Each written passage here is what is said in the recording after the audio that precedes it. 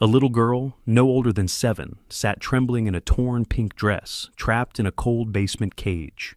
Her tiny hands pressed against the metal bars, whispering for help that no one seemed to hear. But fate had already sent her a guardian, a loyal German shepherd named Rex, and the officer who followed his lead. What they uncovered that night was not just a child's desperate cry, but a hidden truth that would change everything. This isn't just a rescue, it's a story of courage, faith, and the unbreakable bond between a child and those who refuse to give up. Stay with me, because the ending will restore your hope in miracles. God bless. The town of Springfield, Ohio, lay buried under a thick blanket of winter snow. The wind swept through the narrow streets, rattling old shutters and bending the barren trees that lined the sidewalks. On nights like this, the city seemed frozen, not just in temperature, but in time. Streetlights glowed in halos against the drifting snow, illuminating houses where families huddled together for warmth. Yet among them sat an abandoned property on the edge of town, dark, silent, and forgotten. Inside his patrol car, Officer Mark Sullivan guided the vehicle slowly through the icy streets. Mark was 38 years old, tall and broad-shouldered, with the kind of frame that spoke of both strength and endurance. His face bore the sharp lines of someone who had seen more than he cared to admit, his square jaw often shadowed by evening stubble. His brown hair was cropped short, flecked with premature gray along the temples, and his deep-set hazel eyes carried the weight of countless midnight calls. Those eyes betrayed something else, too, a lingering sadness born from a childhood scar. When he was only 12, his younger brother had gone missing for 2 days before being found safe. Though the story had ended without tragedy, the terror of those hours had left a permanent mark. Ever since, Mark had carried a quiet but unshakable protectiveness toward children. In the back seat, perched with alert anticipation, was Rex, his trusted partner. Rex was a 6-year-old German Shepherd K9, weighing nearly 90 pounds. His coat was thick and glossy, black with tan markings that framed his noble face. His amber eyes scanned the snowy night with the same vigilance as his handlers. To the public, Rex was a symbol of strength and protection, but to Mark, he was more than that. He was a companion, a confidant, a creature whose loyalty had anchored him through sleepless nights and long patrols. Where Mark was steady and contemplative, Rex was instinctive, a heartbeat that seemed always one step ahead of danger. The radio crackled through the stillness. Unit 17, welfare check requested, reports of unusual sounds from 92 Hollow Creek Road. Caller reports crying noises. Please respond. Mark leaned forward, tightening his grip on the steering wheel. This is Unit 17, he replied. En route. Rex's ears perked at the change in tone, his body shifting with anticipation. Mark glanced back at him with a faint smile. Looks like we've got something, partner. Hollow Creek Road stretched out like a forgotten artery of the town. The houses there were older, some long abandoned as families moved closer to the city's heart. Number 92 stood at the far end, its frame sagging under years of neglect. Snow clung to the roof, icicles dripped from the eaves, and the windows reflected nothing but darkness. The yard was overgrown even in winter, brittle weeds poking through the snow. It was the kind of house people crossed the street to avoid. Mark parked at the curb, stepping out into the bitter wind. His boots sank into the snow, crunching underfoot. He pulled his flashlight free, scanning the skeletal outline of the house. Rex leapt gracefully from the car, landing with a muted thud. His body was taut, ears stiff, nose lifted toward the air. A low growl rumbled from his chest, vibrating in the cold silence. Mark knew that sound well. It wasn't aggression, but a warning. Rex sensed something inside. Together they approached the front porch, its boards creaking under Mark's weight. He rapped firmly on the door. "Police department! Anyone inside?" The sound echoed through the empty street. No response. Mark knocked again, harder this time. "This is Officer Sullivan, Springfield PD. Respond if you can hear me." The silence pressed back against him, heavy and suffocating. For a moment, he considered turning back to the radio for backup immediately. But then it came. The sound that froze him in place. A soft, stifled sob. So faint he almost thought it was the wind. His flashlight beams swept over the porch and windows, but the sound was clearer now. A child's cry, broken and muffled, rising and falling like the trembling of a small voice trying not to be heard. Mark felt his pulse quicken. He glanced at Rex, who was already tugging on the lead, pulling him toward the side of the house. "Show me," Mark whispered, following. Rex moved with certainty, paws crunching through the snow, his nose to the ground. He rounded the corner, stopping suddenly near a half-buried basement window.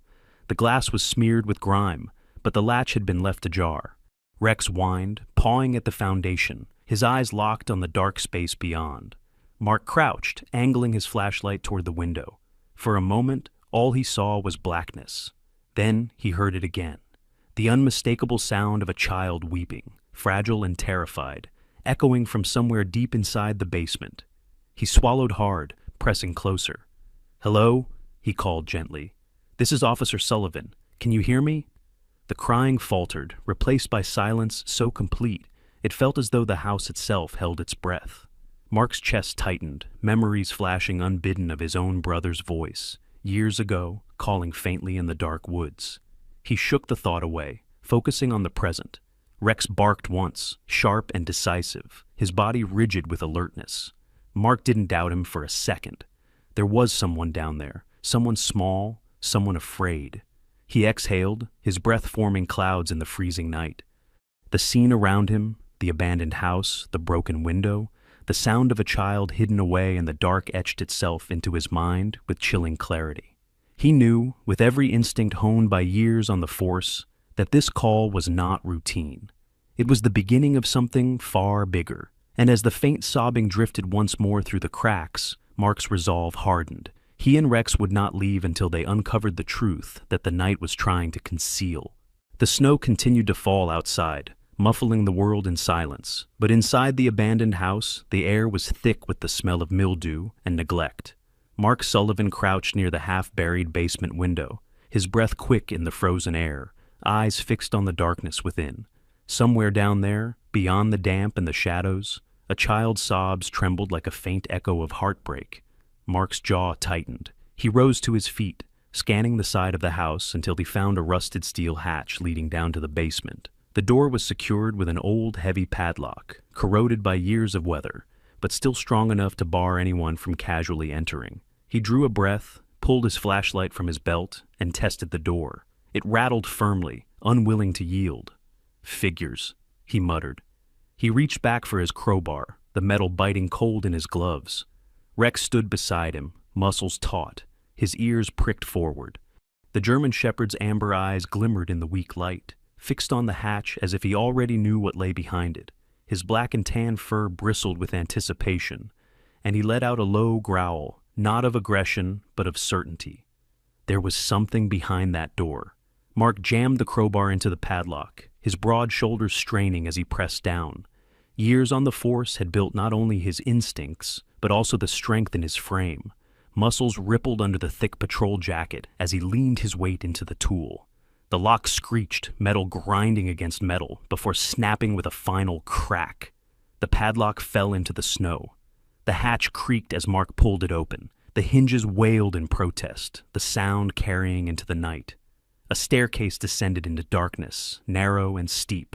The air rising from below was damp, stale, and touched with the unmistakable odor of mold and rust. Mark glanced at Rex. "You lead," he said quietly. Rex didn't hesitate. He moved forward with fluid grace, his paws patting softly on the old wooden steps. His nose dipped low, sniffing each rung as if gathering invisible threads of scent. Mark followed closely behind, his flashlight beams slicing through the gloom, revealing cobwebs that clung to the corners and pipes that dripped with condensation. At the bottom, the space opened into a basement that looked less like storage and more like a place long forgotten. Old furniture leaned drunkenly against the walls, boxes sagged under moisture, and the ground was littered with scraps of paper and broken tools. The atmosphere was heavy, as though years of silence had pressed down until the very air had grown stagnant. Rex moved with purpose, his ears flicking toward the far side of the room. He sniffed the ground, then let out a soft whine and padded forward. Mark followed, his boots crunching lightly on the debris-strewn floor. It was then that the beam of his flashlight caught movement. In the farthest corner, half hidden behind a stack of overturned chairs, sat the shape of a small child. The figure was hunched, knees pulled tightly to the chest. arms wrapped around something clutched to her body. Mark's heart lurched. He shifted the beam to reveal a little girl, no older than 7. Her hair was blonde, matted into tangled strands that clung to her cheeks. Dirt smeared across her pale skin, highlighting the dark circles beneath her wide, terrified blue eyes. She wore a pink dress, once perhaps bright and playful, but now torn, stained and thin against the winter cold. The dress hung limply on her small frame, far too fragile for the biting season outside. She clutched an old teddy bear to her chest. Its fur was worn to patches, one button eye missing, stuffing poking through the seams. Yet she held it tightly, as if it were her last defense against the world that had abandoned her. Her small shoulders shook with each sob. Mark felt the weight of the moment press heavily against his chest. He swallowed hard, forcing his voice to remain steady. "Hey there, sweetheart," he said softly, kneeling down a safe distance away. "It's okay. You're safe now." The girl whimpered, pressing her face into the teddy bear, shrinking back against the wall as the beam of the flashlight swept near her. Rex, sensing her fear, lowered himself slowly onto his belly. His movement was calm, deliberate, and each step of his paws was careful against the concrete floor. He let out a gentle whine, his tail wagging once in a slow, reassuring rhythm. His head bowed low, eyes fixed on the little girl, with a gentleness that belied his formidable size. The child peeked from behind her bear, her wide eyes meeting Rex's. For a moment, silence stretched between them, an unspoken bridge of recognition. Then, hesitantly, with a hand that trembled like a leaf in the wind, she reached out. Her fingers brushed against Rex's fur. Rex remained perfectly still, the warmth of his body radiating comfort. He nudged his head slightly forward, pressing gently against her hand. The little girl gasped softly, as though surprised that the dog did not pull away or frighten her further. Slowly, her sobs lessened, the trembling of her shoulders easing. Mark watched, his throat tightening. He knew that trust was not easily given, not in situations like this. But Rex had opened the door in a way no human words could. "You see," Mark said quietly, his voice tender. "That's Rex. He's my partner. He's here to help you. We both are." The girl's eyes flicked toward him, cautious but no longer filled with sheer terror. Her hand remained resting on Rex's back, her fingers curling into the thick fur. She clung to him as though anchoring herself in a world that had begun to crumble. Mark moved a little closer, careful not to startle her. "You don't have to be afraid anymore. I'm Officer Sullivan. You're safe." For the first time, the girl's grip on her teddy loosened slightly, enough for her to peek out more fully. Her lips parted, though no sound came, just a shaky breath that carried both exhaustion and relief. Mark reached out his arms slowly, giving her every chance to pull back. But she didn't. Instead, with trembling hesitation, she leaned forward, still holding Rex's fur, and allowed Mark to scoop her up. The moment he lifted her, he was struck by how light she felt, as though fear and neglect had carved away the weight of childhood joy. She clung to him, burying her face against his chest, the teddy bear wedged between them. Her tiny frame quivered, but she no longer resisted. Rex stood, circling close, his body pressed protectively against Mark's leg as though guarding them both. Mark exhaled, a mix of relief and sorrow. "We've got you," he murmured into the girl's hair. "You're not alone anymore." And as he turned toward the stairs, the echoes of her sobs fading into quiet, the basement seemed less like a tomb and more like the place where hope had first cracked open the darkness. The fluorescent lights of Springfield General Hospital hummed softly overhead, casting pale light across the sterile white walls. The corridors smelled faintly of antiseptic, mixed with the sharper odor of winter coats still carrying the cold from outside. It was after midnight now, and the hospital was quieter than usual.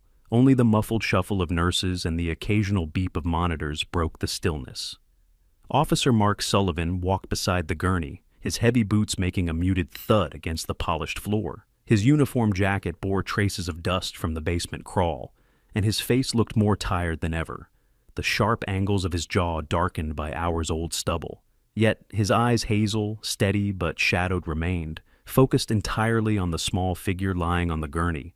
The little girl clutched her ragged teddy bear even as the nurse wheeled her forward, her hair, blonde and tangled, framed a face smudged with grime and tears. She couldn't have weighed more than 50 pounds, fragile and trembling beneath the hospital blanket that had been draped across her thin shoulders.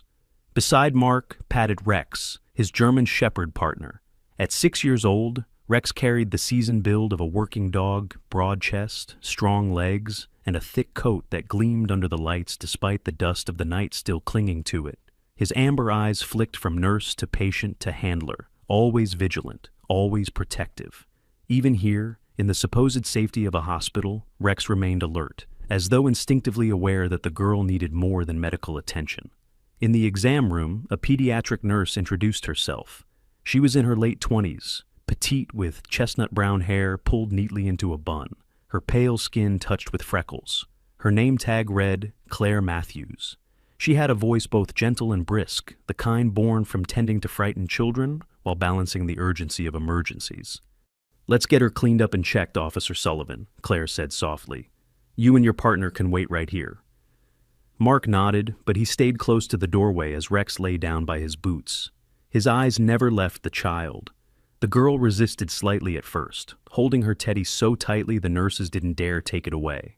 Claire improvised, fastening a blood pressure cuff gently around the bear's arm first before sliding it onto the child's own. That small gesture coaxed a thin, wavering smile from the girl, though her lips trembled immediately after.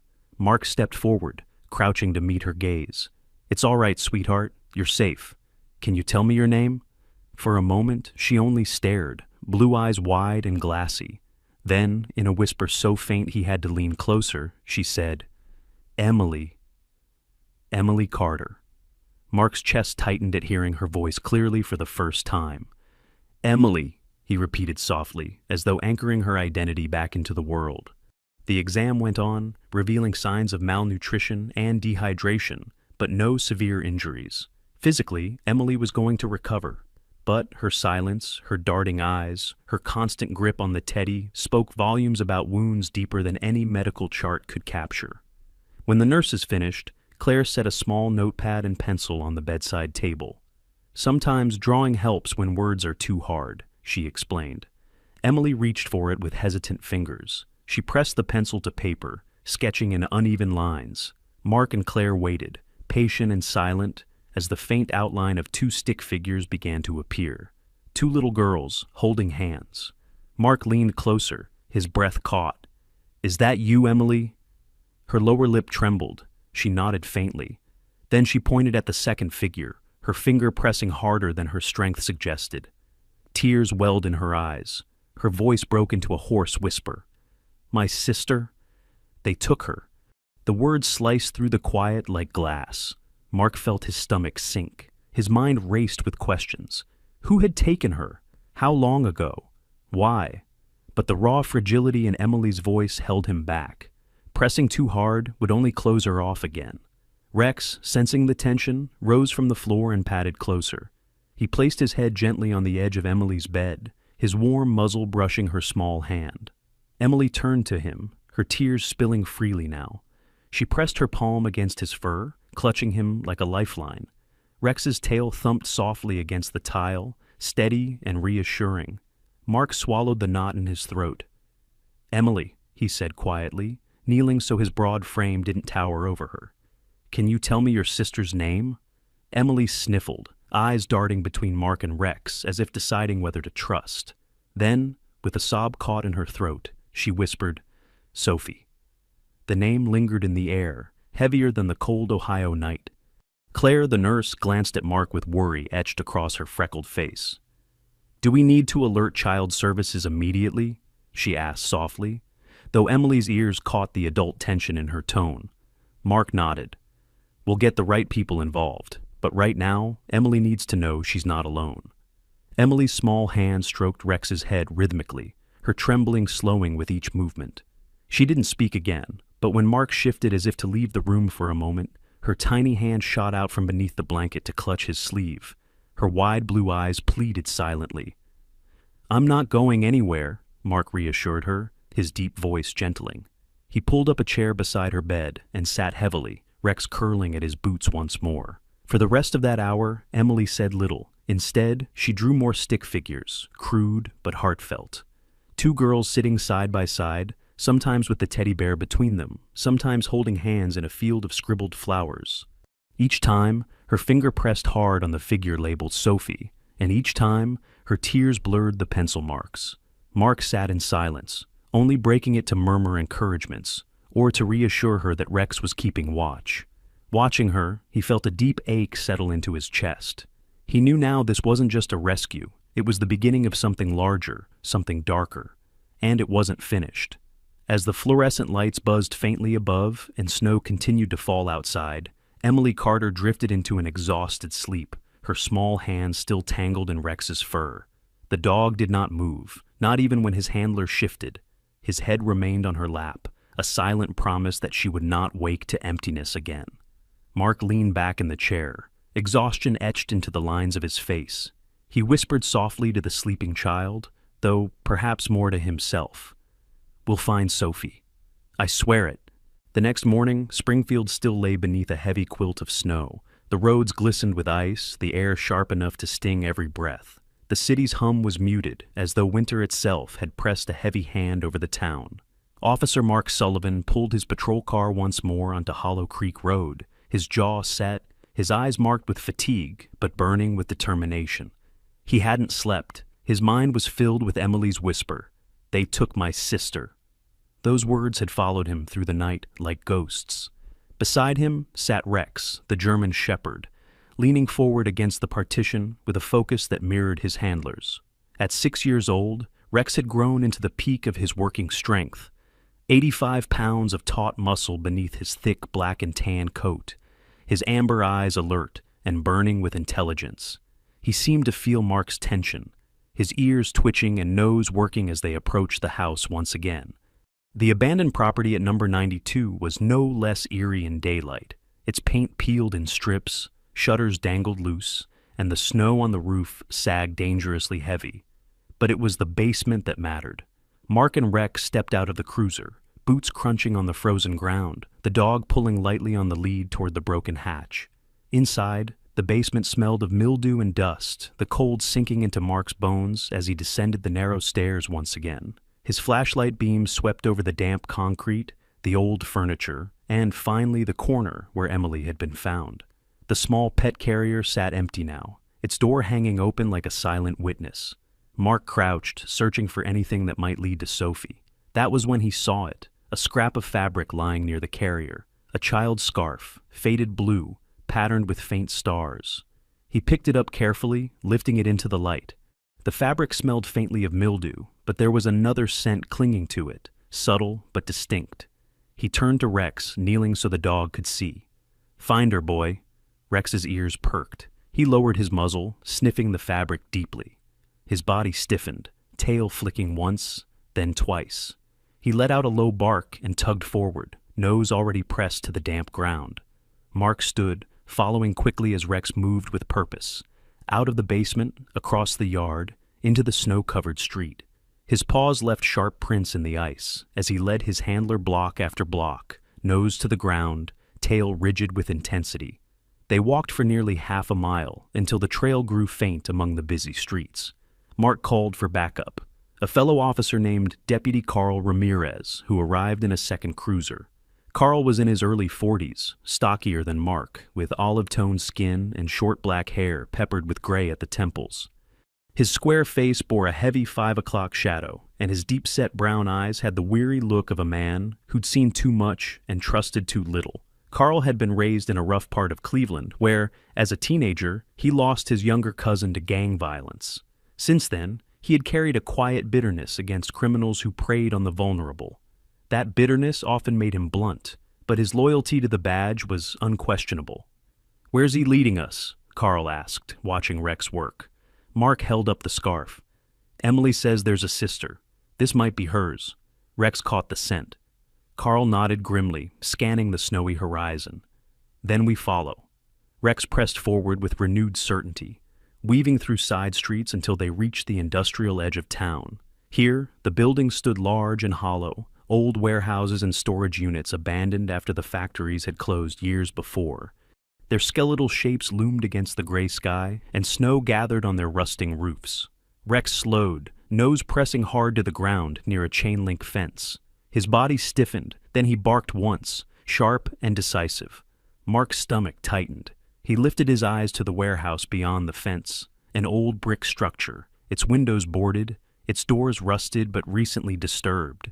Snow at the threshold had been pushed aside, footprints leading in and out. The two officers pried open a side entrance. The hinges groaned as the heavy metal doors swung wide. Inside, the warehouse air was thick with damp dust and the faint stench of gasoline. The weak daylight slanted through broken windows, cutting the gloom into streaks. The floor was littered with discarded crates, papers scattered like leaves, and in the corner, Mark froze. Children's toys, a small doll missing an arm, a stuffed rabbit, a plastic car. None of it belonged here, in this forgotten place. "Jesus!" Carl muttered, his deep voice rough with anger.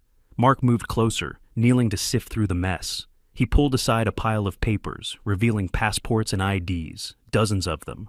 The photographs of children glued clumsily into place. Fake documents. His stomach turned cold. "This isn't just neglect," Mark said grimly. "This is organized." Carl clenched his fists, his jaw tight. "Trafficking." Rex padded forward, sniffing the scattered toys with growing urgency. Suddenly he stopped, his nose pressed to a scrap of fabric wedged beneath a crate. He growled, low and dangerous, his fur bristling. Mark hurried over, pulling the fabric free. It was another scrap of cloth light purple this time, with faint threads of embroidery along the edge, and it carried the same scent as Emily's scarf. Rex growled again, his tail rigid, his amber eyes burning with recognition. He pawed at the cloth, then lifted his head toward Mark, letting out a sharp bark that echoed through the empty warehouse. Mark's throat tightened. "It's Sophie," he whispered. "She was here." The words hung in the cavernous silence, heavier than the cold air. Around them lay the scattered evidence of children stolen, identities erased, lives reshaped for purposes too grim to name. But the cloth in his hand was proof. Proof that Emily's sister was real, proof that she had been brought here, and proof that she could still be found. Mark closed his fist around the fabric, his hazel eyes dark with resolve. "We're coming for you, Sophie." Rex stood at his side, his growl fading into a low rumble like thunder promising a storm. The storm rolled in without mercy. By nightfall, Springfield and the hills beyond were swallowed by driving snow, the kind that blurred headlights into useless halos and turned the roads into sheets of treachery. The wind howled like a wounded animal, pushing against everything in its path. Officer Mark Sullivan gripped the steering wheel of his cruiser, his broad shoulders tense beneath his dark winter jacket. His hazel eyes, tired yet unyielding, cut through the veil of snow with relentless focus. Every instinct in him was taut as wire, sharpened by the memory of Emily's whisper. "They took my sister."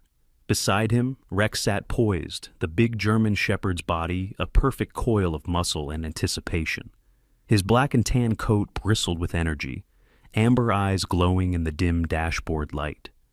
Rex had been restless all evening, nose twitching, ears flicking toward sounds beyond human hearing. It was near midnight when it happened. They had parked at the edge of a ridge road, snow piling high on the sides, when Rex suddenly snapped upright. His body stiffened, hackles rising. Then, without warning, he lunged forward, pawing at the passenger side door with urgency. A guttural bark erupted from his chest, sharp, insistent, demanding action. Mark's head whipped around. "What is it, boy?" Rex's nose pressed against the glass, his gaze locked on a pair of headlights in the distance. A truck lumbering slowly down the mountain road. Something in the way Rex growled, deep and guttural, made the officer's heart race. Mark flicked on the siren, the blue and red lights cutting through the snowstorm. The cruiser roared to life, tires skidding slightly before gripping the icy pavement. The truck ahead jerked at the sound of the siren. Instead of pulling over, it accelerated. Mark's jaw set. So, that's how it is. The chase began. The truck barreled down the winding mountain road, fishtailing dangerously on the ice. Mark's cruiser followed close behind, headlights cutting across the swirling snow. The siren's wail echoed off the cliffsides, a warning swallowed almost instantly by the storm. Rex barked, a steady rhythm that matched the pounding of Mark's heart. His body pressed against the dashboard, eager, as though urging his partner forward. Mark radioed in. "Unit 17 in pursuit. Possible connection to child trafficking case. Black freight truck heading south on Ridge Road. Requesting backup. Static crackle back, the dispatcher's voice faint under the storm. Copy, Unit 17. All available units diverted. ETA 20 minutes. 20 minutes. Too long. The truck swerved, nearly colliding with the guardrail. Snow whipped across the road in blinding sheets. Mark's hands clenched the wheel tighter, every muscle in his arms straining to keep the cruiser steady. The chase stretched on, twisting through the mountains.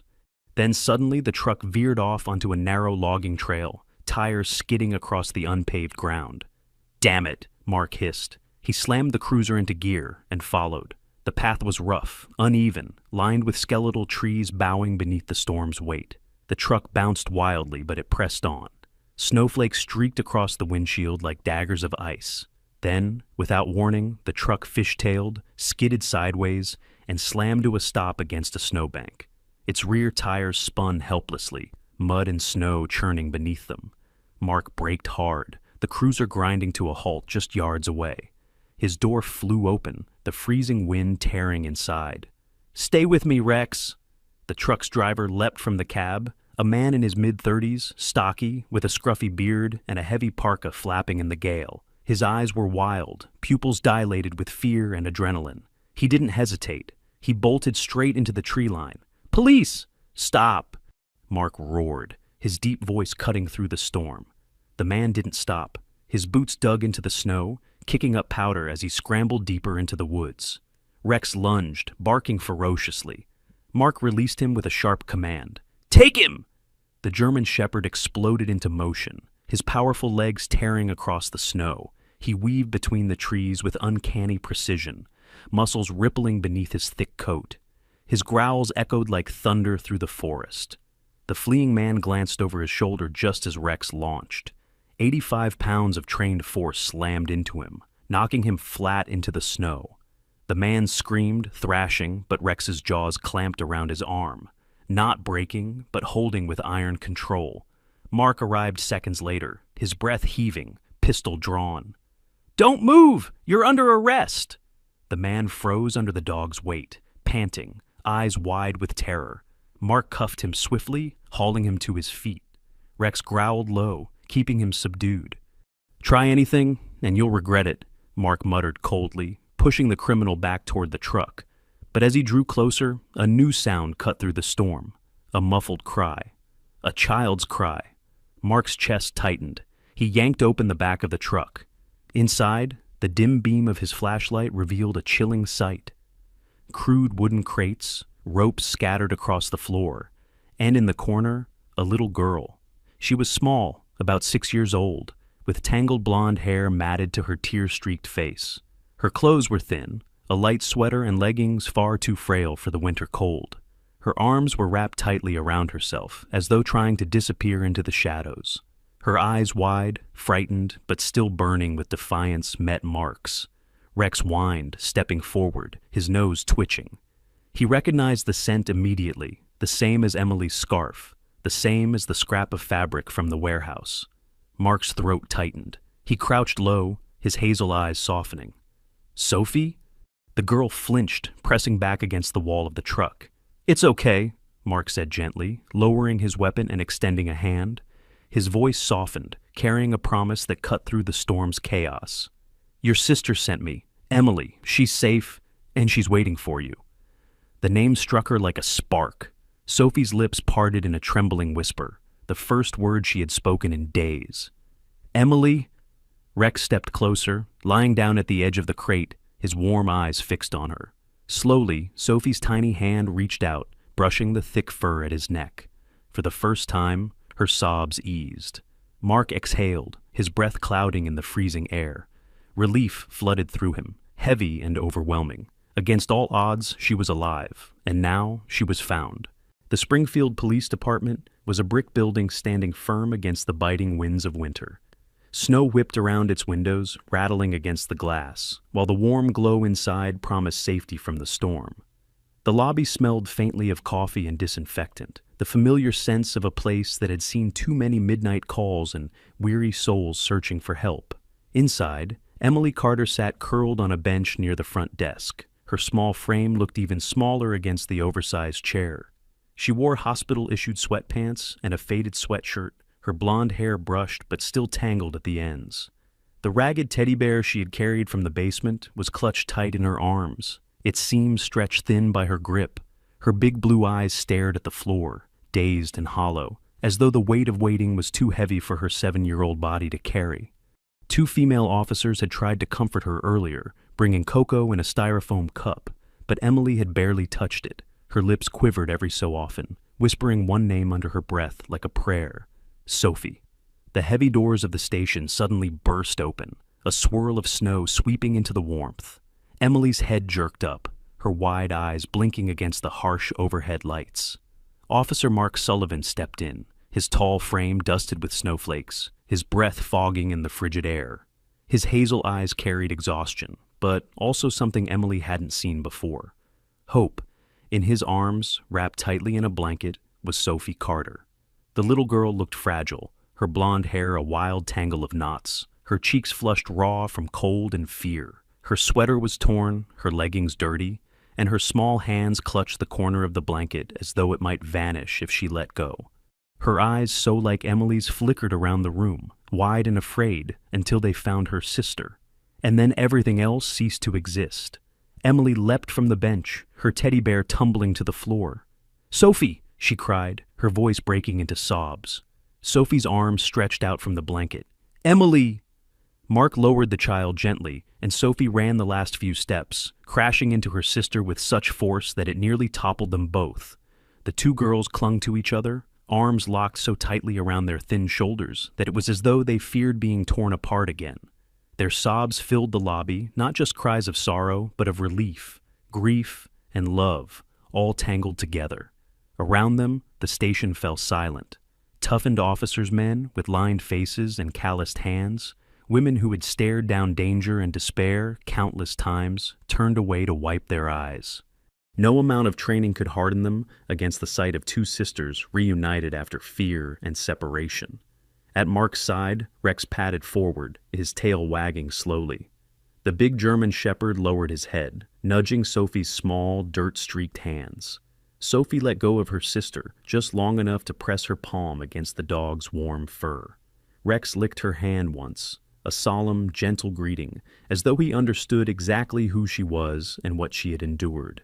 Emily giggled through her tears, resting her other hand on his back. For the first time, their sobs gave way to shaky laughter. "Good boy," Mark murmured, his voice rough with emotion. He rested a hand on Rex's head, steadying himself with the dog's strength. The reunion unfolded before the watching officers like a living testament to resilience. The Carters, though battered, were whole again. From the far side of the room, a new voice spoke softly. "It's good to see them together again." Mark turned, and his gaze landed on Sarah Whitman, the caseworker assigned to the Carter sisters. Sarah was 34, tall and slender, her height softened by the curve of her shoulders, as though she had carried too many burdens that weren't her own. She had smooth olive-toned skin, deep brown hair cut in a practical shoulder-length bob, and warm hazel eyes framed by glasses that gave her a thoughtful air. There was a quiet tiredness about her, the kind that came from years of listening to children tell stories they should never have to tell.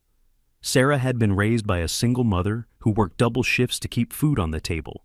The memory of being left with strangers as a child, always wondering if her mother would make it home, had forged her compassion into steel. She never let herself forget what abandonment felt like, and she swore no child under her care would feel it alone. She stepped closer, her boots clicking lightly on the tiled floor. "I'm Sarah," she said gently, crouching so her tall frame didn't tower over the girls. "I work with families, and I'm here to make sure you're both safe now." Emily clutched Sophie tighter, her blue eyes wary. Sophie buried her face in her sister's shoulder, trembling. Sarah didn't press. She simply offered a small smile, her voice as soft as falling snow.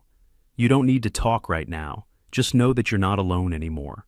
The girls didn't answer, but Emily's grip loosened slightly, as though testing Sarah's words. Mark met Sarah's gaze, his own expression hard to read. Gratitude flickered in his hazel eyes, but so did the weight of responsibility he wasn't ready to let go of. "They've been through hell," Mark said quietly. Sarah nodded. "And now we start the work of healing. Together." The warmth of the station pressed around them, heavy with unspoken vows.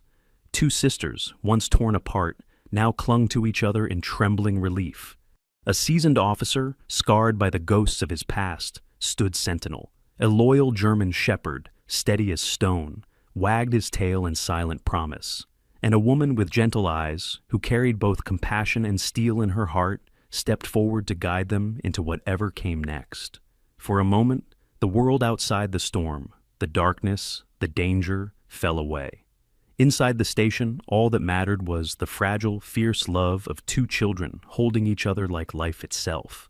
And as Rex curled at their feet, letting out a deep sigh, the officers who watched knew they had witnessed something rare, a victory not of laws or guns, but of love. The weeks that followed were filled with paperwork, interviews, and hearings, but for once the system seemed to bend in favor of justice. The child trafficking ring uncovered in the warehouse unraveled quickly. Its members pulled into the light one by one. Mugshots filled the bulletin board at the Springfield precinct, grim reminders of the darkness Emily and Sophie had been pulled from. The courtroom was solemn on the morning of the trial. Heavy oak benches lined the chamber, sunlight streaming in slanted beams through tall windows. The scent of polished wood and old paper hung in the air.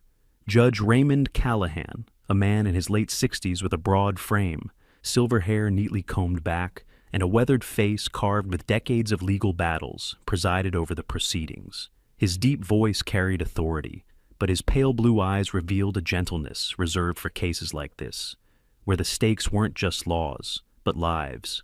The accused traffickers shuffled in, their expressions ranging from defiance to despair. Mark sat toward the front, his uniform crisp, his hazel eyes locked on them with quiet fury. Beside him, Sarah Whitman took notes, her dark hair tucked neatly behind her ears, her tall frame leaning forward with intensity. Rex lay at Mark's feet, the loyal dog's amber eyes fixed on the men who had tried to tear a family apart. His low growl rumbled faintly, like distant thunder, every time one of them shifted. Emily and Sophie were not present in the courtroom. They were too young for such a scene, but their voices echoed there nonetheless, woven into the evidence. Emily's drawings, Sophie's whispered words, the scraps of fabric that Rex had tracked through snow and storm.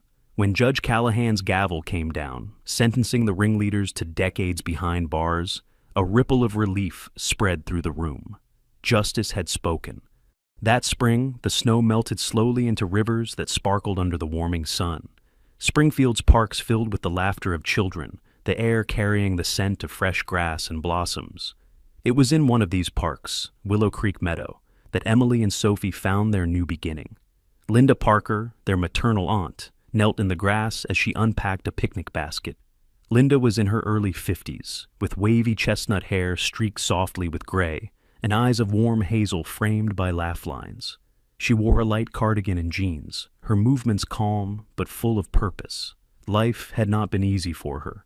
Years spent searching, filing petitions, writing letters that seemed to vanish into bureaucratic voids. But she carried herself with quiet resilience. Her love for the girls was evident in every gesture.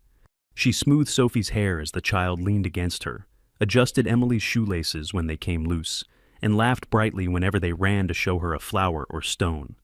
"Your mom was my little sister," Linda told them softly that day, her voice full of memory and ache.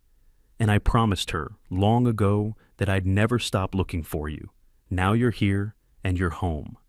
The girls listened, their small faces pressed into her shoulders, and for the first time in months, their trembling eased. Mark stood a few paces away, hands in his jacket pockets, watching the scene with a mixture of pride and wistfulness.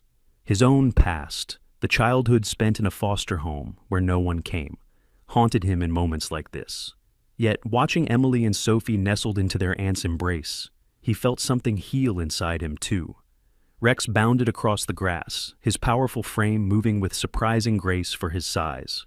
The dog was in his element here, ears perked, tail wagging, every so often pausing to sniff the breeze as though cataloging sense of safety.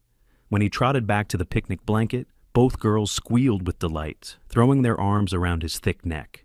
Sophie buried her face in Rex's fur, whispering secrets only a child could tell a dog.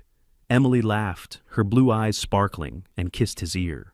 Rex licked their hands in return, his body relaxed, but his gaze still protective, as if he knew his duty would never truly end. Sarah arrived later that afternoon, carrying a folder under one arm and a container of homemade cookies in the other. She wore a light green blouse that matched the season, her tall figure softened by the easy smiles she reserved for the girls. Her brown hair glowed in the sunlight, and though her glasses caught the light, her eyes behind them were warm and steady. She handed Linda the folder, filled with finalized custody papers. "It's official now," she said. "They're yours." Linda's eyes shimmered with tears as she hugged Sarah tightly. "Thank you for everything." Sarah shook her head. "Thank you, Mark and Rex. They're the real heroes here." Mark gave a modest shrug, though his hazel eyes betrayed the pride he tried to hide. "Rex did most of the work," he said, scratching the shepherd's ears. Rex responded with a sharp bark, as though confirming the statement. As the sun dipped lower, painting the meadow gold, the girls sat with Mark on the grass. Emily leaned against his shoulder, her small frame warm and solid beside him. Sophie sat cross-legged, giggling as Rex gently nudged her with his nose. There was a long, comfortable silence. Then Emily lifted her face, her voice soft but steady. "If it wasn't for Rex," she whispered, "I think I would have lost Sophie forever." Mark's throat tightened. He looked at the two sisters, their hands intertwined, Rex curled beside them, and Linda watching from a few feet away with tears in her eyes. For the first time in a long time, he allowed himself to believe that maybe, just maybe, the world still had room for miracles. Sometimes what seems like coincidence is really a miracle from God. A loyal dog, a weary officer, and two frightened children, brought together not by chance, but by his divine plan. Just as Rex became the guardian angel for Emily and Sophie, we are reminded that God places protectors in our lives every day, often in the most unexpected forms. If this story touched your heart, please share it so others may feel the same hope. Leave a comment with your thoughts, or even just an amen to join us in prayer for all children still waiting for their miracle. And don't forget to subscribe, so together we can keep spreading stories of faith, courage, and God's unending love.